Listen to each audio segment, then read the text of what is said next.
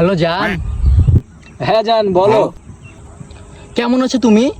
হ্যাঁ আমি ভালো আছি, তুমি কেমন আছো? আমি আলহামদুলিল্লাহ ভালো আছি। কয়দিন পর তোমাকে ফোনে পেলাম, তোমার সাথে কথাই হয় না। এই যে কথা হলো, এবার ফোন রাখো। আরে একটু দাঁড়াও না, একটু কথা বলি। আচ্ছা কালকে কল দিও। আচ্ছা কালকে কখন ফোন দেবো তোমাক? যখন ইচ্ছা তখন। তাহলে কালকে সকাল 7টায় ফোন দিই। না না না, তখন ফোন দিও না, তখন আমি ঘুমে থাকি। তাহলে কালকে সকাল 10টায় ফোন দিই। না না, তখন আব্বু বাসায় থাকে। তাহলে দুপুর 2টায়। ইস বোকা, তখন আমি লাঞ্চ করি। তাহলে বিকালে। বিকালে আমি আমার ফেভারিট সিরিয়াল দেখি, তখন না।